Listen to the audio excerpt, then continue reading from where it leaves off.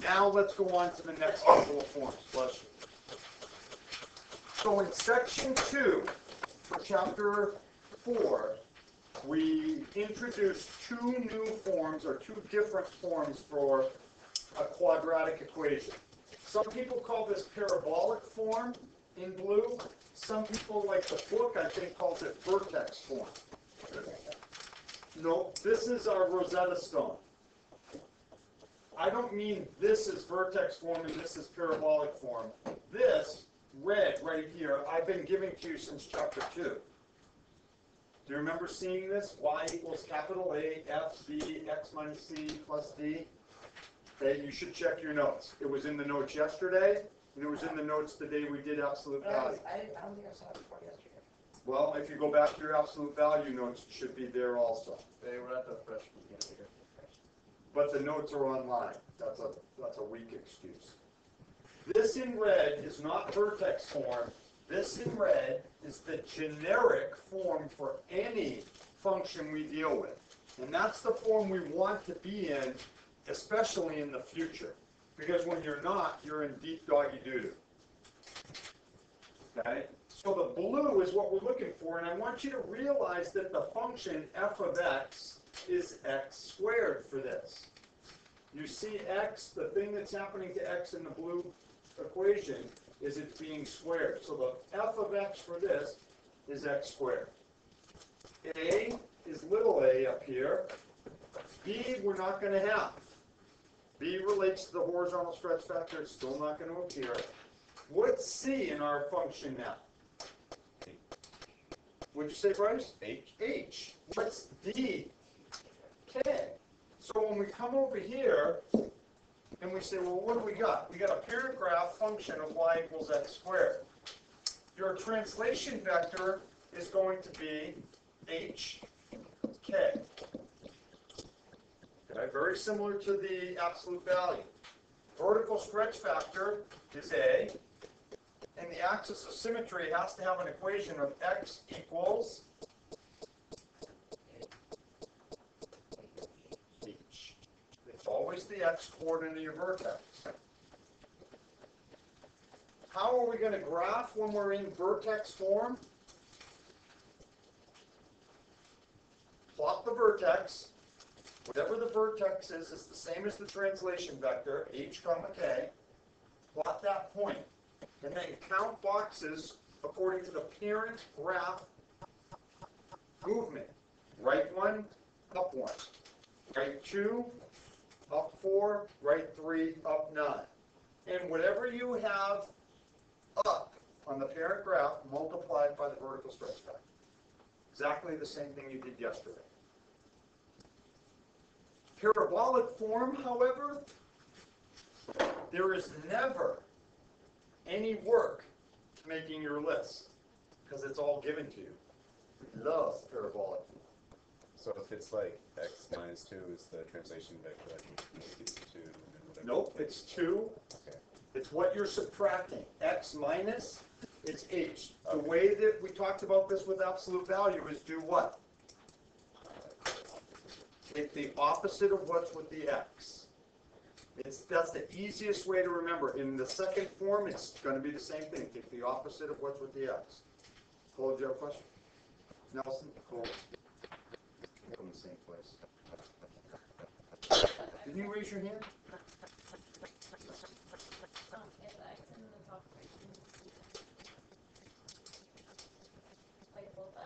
X is x, y is y. But they're not variables. X is a variable, so is y. Every point that we graph is x comma y, right? And our variables for all our functions are x comma y. A, B, C, D, A, H, and K are all going to be constants. Is that what you're asking? You sure? This form is in the red form. That's why I put this equation here. Parabolic form as opposed to standard form. This blue equation, this form, is identical to this. That's why I put that there. I want you to see that. I want you to see that A the same spot as capital A. Our function, here's my parentheses, our function happens to be x squared. This doesn't label the function. It could be absolute value of x. It could be square root of x. It could be cube root of x. This is generic. Works every time I teach a new parent graph, I'm going to give you this equation. So later on, we're going to do y equals a times the log of b times x minus c plus d. The parent graph is y equals log of x. What do you think a is going to be? What do you think a will be? What do you think a is? Vertical stretch factor. What do you think c comma d will be? Vertex. Not vertex. Translation vector. That's why I always say translation vector, because only two graphs have a vertex. Your V-shape and your parabola. Everybody else is the translation vector. So I always just use translation vector. So there's no vertex on this. And 1 over b will be your horizontal stretch factor. So it doesn't matter what the function is. That's what I'm trying to get at. So for me to solve it, I would want to write everything in that red equation, like word for letter for letter. Okay, and then check your notes, because it's been up here twice, letter for letter. Yeah. But Okay, hang on. I Translating. So let's take a look at this example. And again, the important first step is, can you make the list? What's the parent graph? X squared. When you look at the equation, how do you know it's x squared is the parent graph? Because the x is being squared. That's the only mathematical function being done to x. How about the translation vector for this one? Be careful. 3, negative 5. Remember, with the x, we take the opposite, but afterwards, we leave it as whatever is there, minus 5. Ken, what's the vertical stretch factor? -5. No. Half. What is it? Half. It's the thing in front. It's multiplying by the x. So in this case, it's going to be a half. If we have this information, what is the axis of symmetry equation going to be, Dana? What will the axis of symmetry equation be?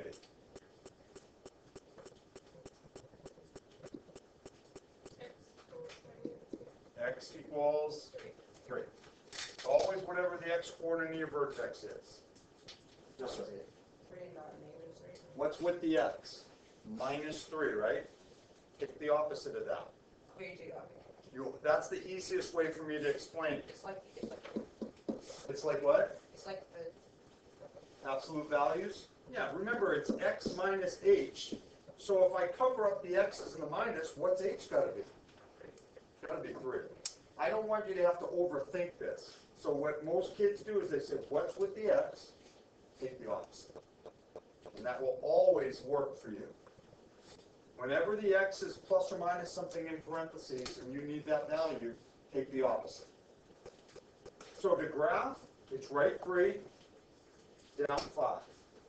Here's my vertex. From the vertex, right 1, up 1 becomes right 1, up a half. Right 2, up 2. And right 3, up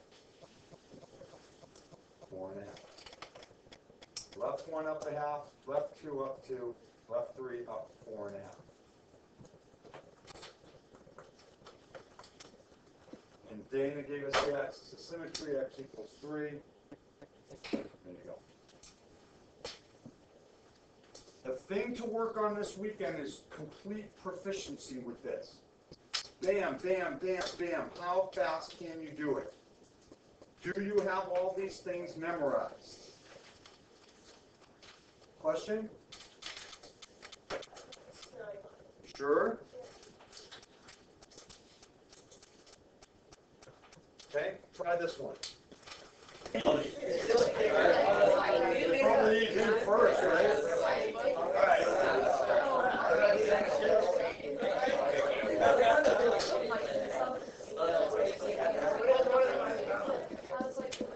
Here's your list. Well, 4 was a move. I really don't know how much. They don't know. They try to survive. I read it.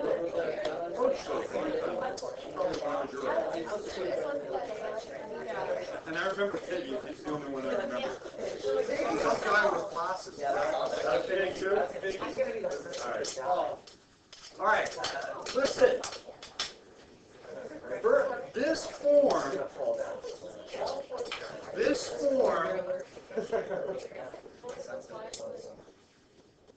form here is easy if you know how to graph. Because there's no work, there's never any work to making your list. It is important for you to determine, are you going to write TB or are you going to write vertex? If you write vertex, parentheses. If you're doing a translation vector, vector notation. I always use translation vector because, again, only absolutes and parabolas have vertexes. So this way I'm always using the same list. It's easier that way. Left 1, down 2. Okay, -1, -2, my new origin and my new vertex. From here, it's right 1, up how many? 2. 2. Right 2, up 2, 4, 6, 8, and that's probably as many as I want to get. Left 1, up 2, left 2, up 8. And then we want to kind of flatten out the bottom if we can to make it look like a parabola. And then axis of symmetry is always dotted on it with a highlighter. Okay? Then you need to, well, there's 3 points is never going to be enough. You would have to get that one in there.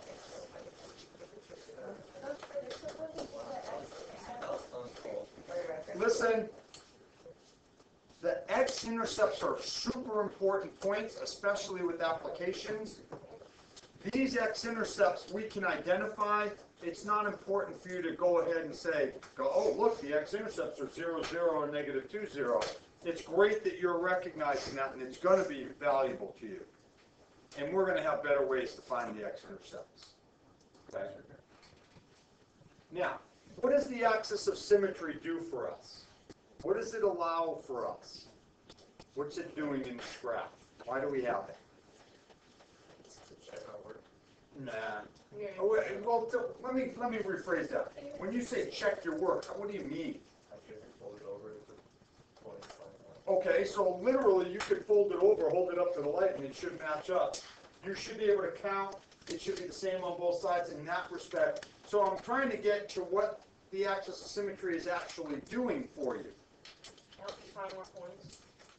It can, but it doesn't. I mean, I don't. Look, if I take this out, didn't we graph it without the axis of symmetry? So if you plot one point right here, that makes sense to be over here. Right, but I graphed it without the axis of symmetry completely. See what I'm saying? It's nothing. Well, again, I want to know, what does the axis of symmetry do?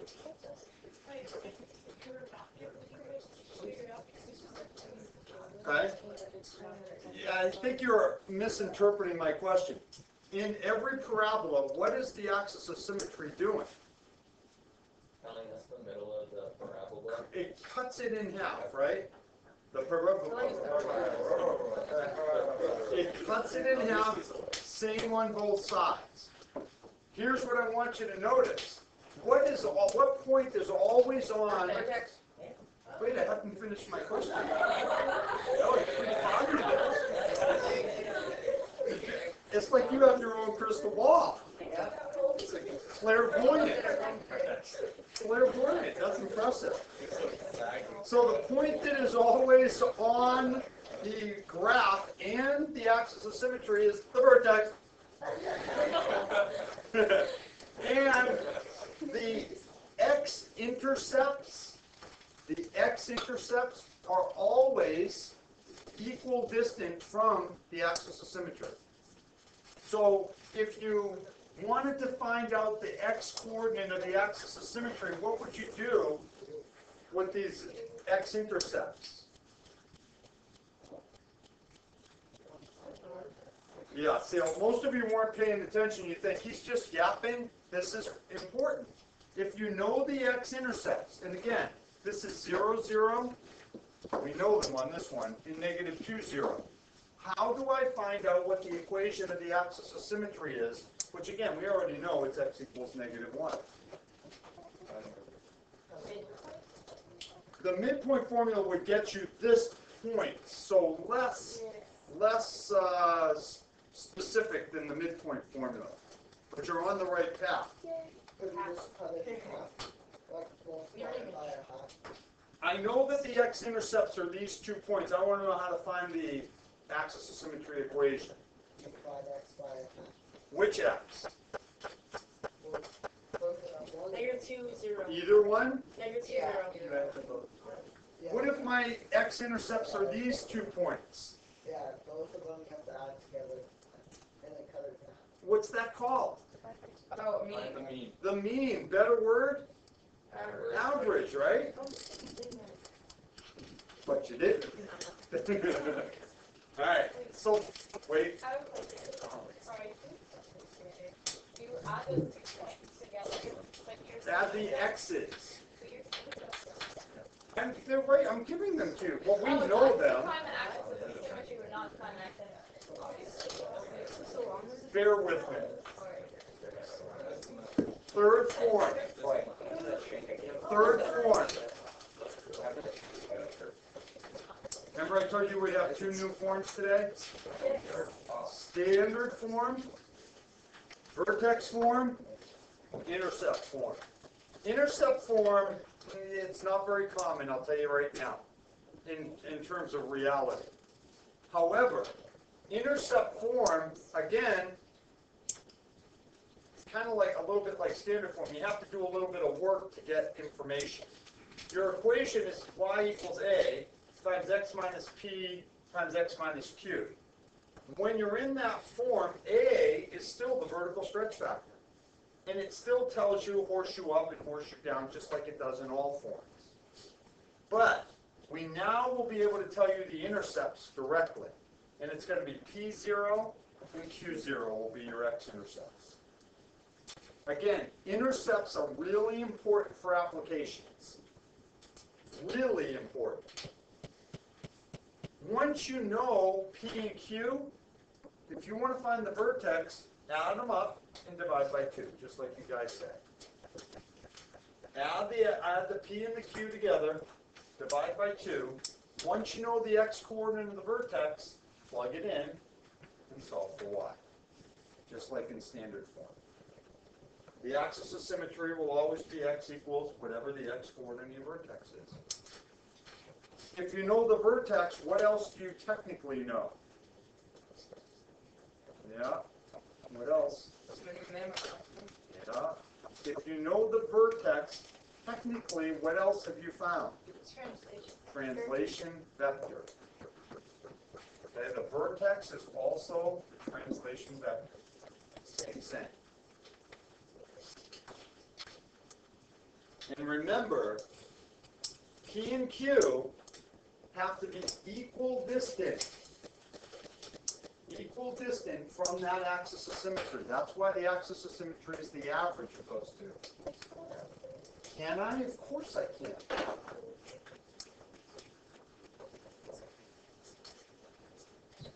So again, this form, this intercept form, is kind of cool when you get it. It's not too bad to work with, but in reality, we don't get this form too often. So what do you mean by the translation vector is the same as the vertex vector? The coordinates of your translation vector, which tells you how to move every point in your parent graph, will be identical to the actual coordinates of the point called the vertex. Okay, and that's what it said before. You can either write it using the...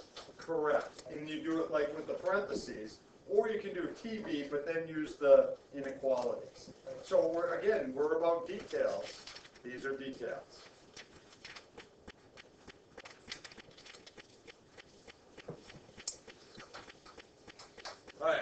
So here's an example in vertex or in intercept form. You still need to know that if y equals x squared is the parent graph. How come it's y equals x squared? Because when you FOIL it, you get x squared. Because when you multiply it all out, you would have x to the power of 2, and that would be the highest power on the x. Not problems always. Right, they are, but we've been working with parabolas. This is our second day. Okay? So this is not in intercept form. It's x squared. And it's more obvious that that's an x squared, at least to me. I think people look at this and they may not see an x squared. I hope you understand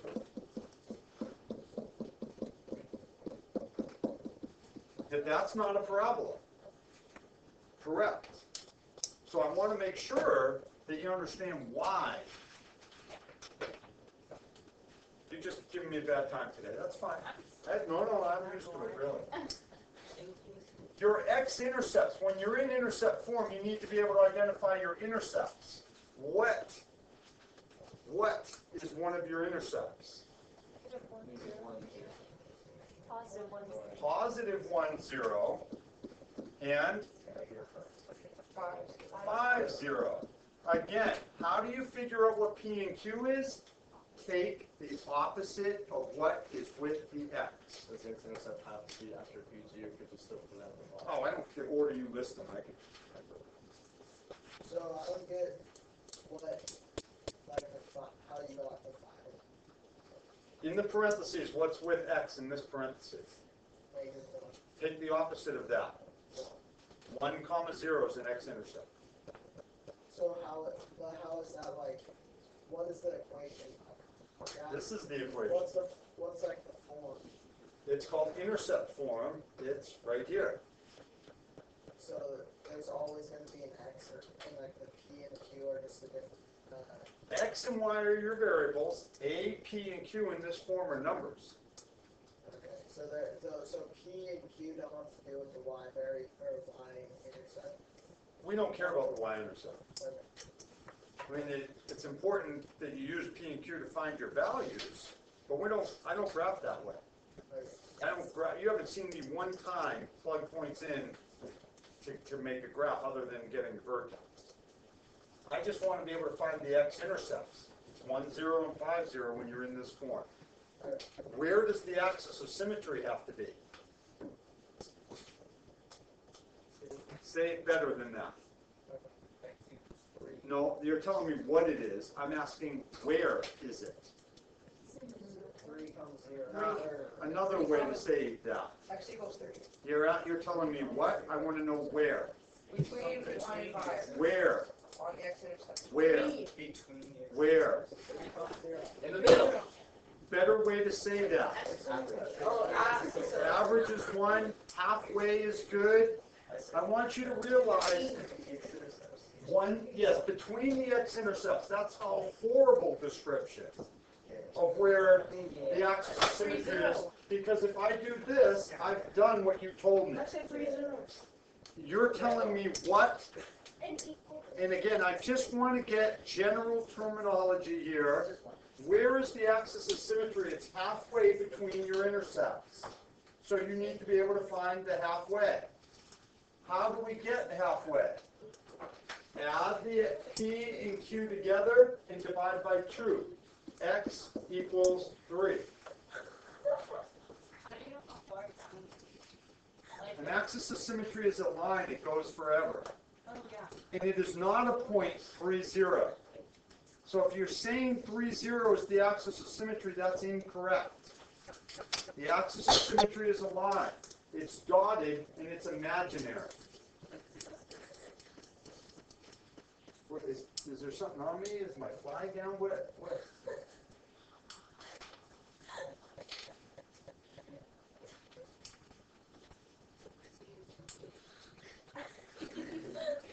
Yeah, your face is the color of your highlighter. What's going on? Can you share? Okay, I'll just factor, what is it? 2. Now, here's the hard part. We need the translation vector. What's the x-coordinate of translation vector? 3. How do you find the y? Plug it in. 2 times 3 minus 1. What's 3 minus 1? 2. What's 3 minus 5? Negative 2. 2 times 2 times negative 2? Negative 8. Sorry, I wasn't paying attention. So 3, negative 8.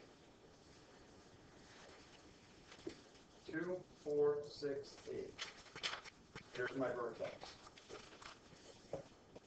Vertical stretch factor is 2. Right 1 up 2. Right 2 up 8. We already knew that. Left 1 up 2. Left 2 up 8. Oops. There's your graph. Yep. What translation vector here? X is 3, right? Okay. How do we I'll get it? Plug it in, okay. How do we get the 3? Axis, between the two, halfway between the two things. What points? X-intercept. X-intercepts. So we average the X-intercepts. Up, dog.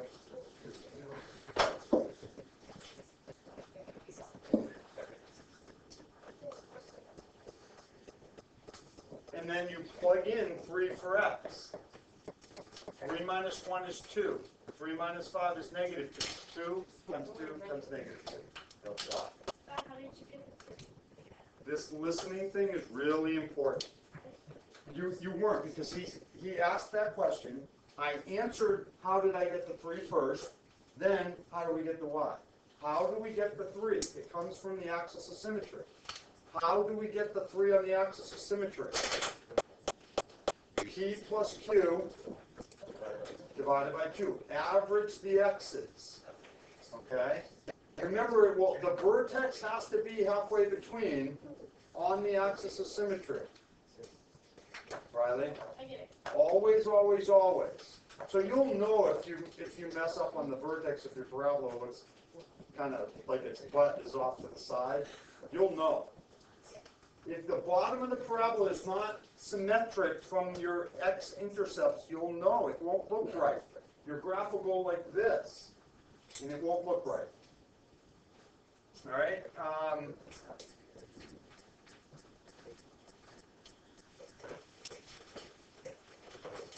Parent graph, y equals x squared. Where are the x-intercepts? 0, 4, 0. 4, 0, and negative 1, 0. So 4, 0, negative 1, 0. Where is the axis of symmetry, or what is the axis of symmetry equation? Which is? What's the equation? Equations. Yeah, what do I write here?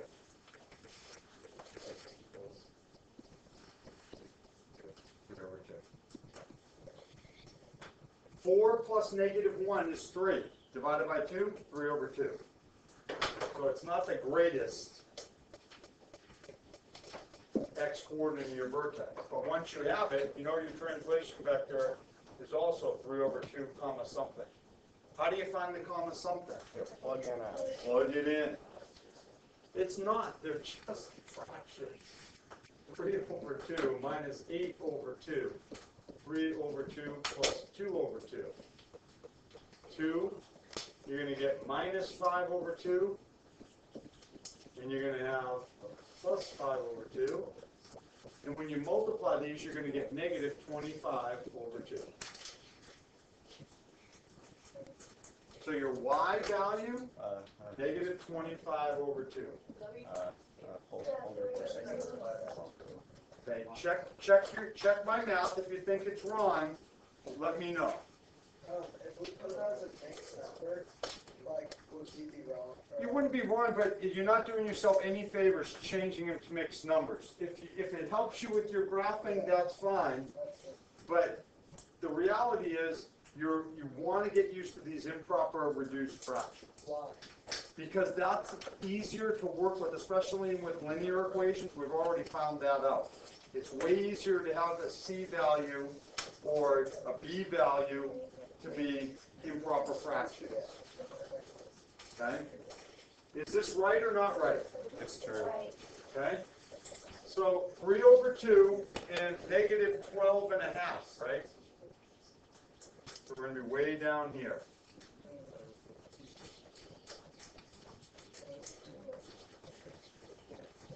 What's your vertical stretch factor? Wait, you're asking for the negative 25 halves by 2. Okay, you don't get negative 25 halves when you multiply those fractions together. When you multiply these together, you do not get negative 25 halves. All I'm saying is these cancel right from the get-go. When you multiply these two, it's over 2. Vertical stretch factor is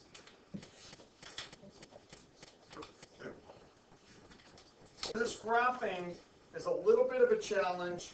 It's right 1 up 2, left 1 up 2. It's right 2 up how many?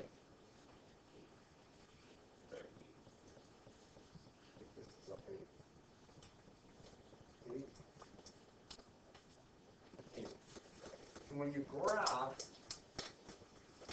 I missed it a little bit, sorry. Okay. You get the x-intercepts, but they would not normally be points that you would find. We would not normally land on those x. We would land on them, but we wouldn't find them in our pattern. Questions on this graph? That's the downside of intercept form. If you get a fractional vertex, it makes it really a challenge. Okay, one last thing. Okay, remember, what form is this? Vertex form. What is the vertex? 5, -7. This is instant. What form is this one in? Number 3. What form is it in? Vertex. Vertex. What's the vertex? Those are free. When we're in that form, it makes graphing just a walk in the park. What form is this in? Intercept form. What's the x-coordinate of the vertex?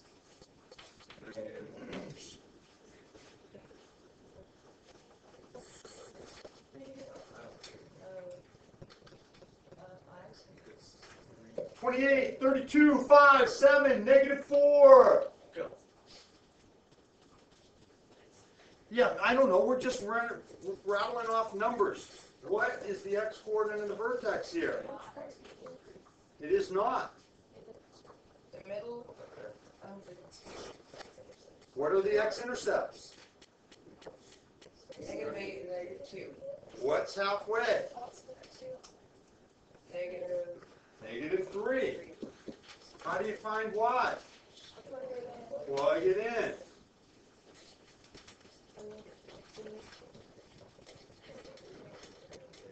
What's it going to be?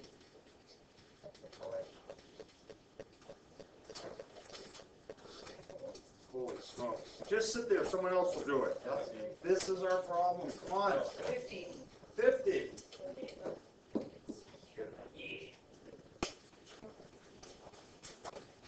Anyone not clear on the -3? The 50 is a plug-in. How do you know it's -3? What's the p-value for this one? 8. Good. What's the p-value for this one? Q-value. 2. Add -8 and 2, you get -3. Yep. Divide by 2. Yep. Don't ignore, he said 3, 4 times over there, and he's giving you the... Okay? And then you plug in the -3, you get +5, -5, and the -2 gets you 2. Okay? And you do the same thing with number 4. Okay? not going to do this, I don't understand why you would want to do this. I mean, there is a reason, but there's other things that we're going to want to do. And if you're in this form, use it. Use intercept form. If you're in intercept form, leave it in intercept form. If you're in parabolic form or vertex form, why would you ever want to change it to standard form? It has everything we could possibly need. We love this. So we don't want to make those changes. So here's the last thing, and this is going to be a big deal as far as applications go. This has to do with objects that are launched.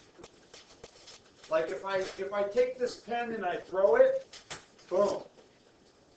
And if I take that and I throw it like that, both of those behave the same way, but they each had a different initial speed and an angle with which it left my hand. But after it left my hand, they behave according to the laws of physics on Earth. Gravity pulls them both to the ground. Okay? We are going to have formulas, and it's going to look, this is in intercept form. We're going to really work on the standard form eventually. Standard form, you're going to be looking at h of t equals negative 16t squared plus b sub 0 t plus h sub 0. This formula I'll give to you, that tells you how an object will fall to the ground. All right? So in this particular problem, they're giving you this formula. H of t is the height after t seconds. T is time in seconds. H of t is height in meters. It says feet, but it's, oh, I'm sorry, height in feet. So this is height in feet after you let the object go. How many seconds after the object is launched does it hit the ground? You need to realize that you know something about the object when it hits the ground. What do you know?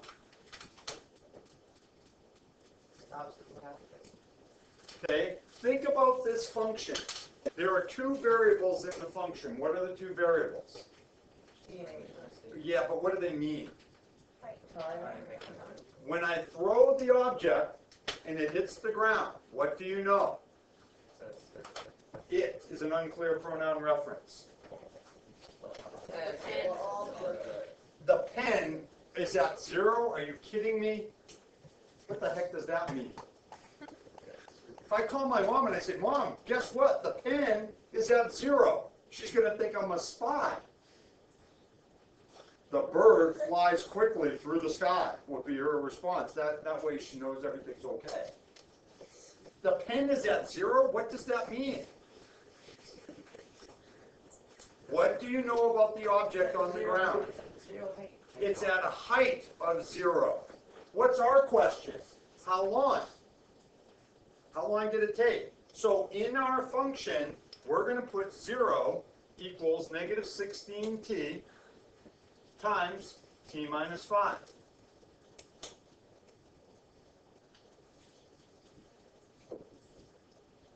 What are the solutions to this equation? There's 2. And if you don't have them, you're not paying attention right now. What are the 2 solutions to this equation?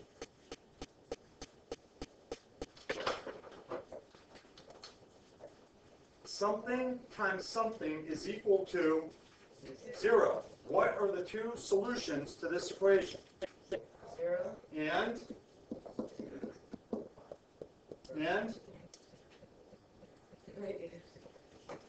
5. What value of t makes this factor 0? 0. What makes this factor 0? 5. If you look at the graph of this object, it does this. It follows a parabolic path every single time. Here's the ball on the ground after it hit the ground.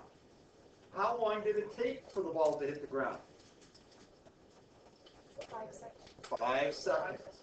How do you answer? It takes 5 seconds to hit ground. ball will reach the ground in 5 seconds. Some complete sentence in words. The eagle has landed. What if answers are like, what if it's like 65 or something? It can't be. No, sometimes they're negative and you throw those away. The ball can hit the ground twice. When the ball hits the ground, it stops. That's the end of the problem. Where did it start? This ball started on the ground. It was shot from a cannon at ground level. Poof. Boom. Yeah, hopefully not. I've seen that cannon. I don't want to see anything live shot out of that. Here we go, another what if. It's okay. We thought. So let's say Listen. Listen. You cannot have two positive x-intercepts in an application problem. Okay. Can't have it. Unless you're shooting something from below ground level. In order to have what you're saying, you're talking about this. You're talking about something. Listen.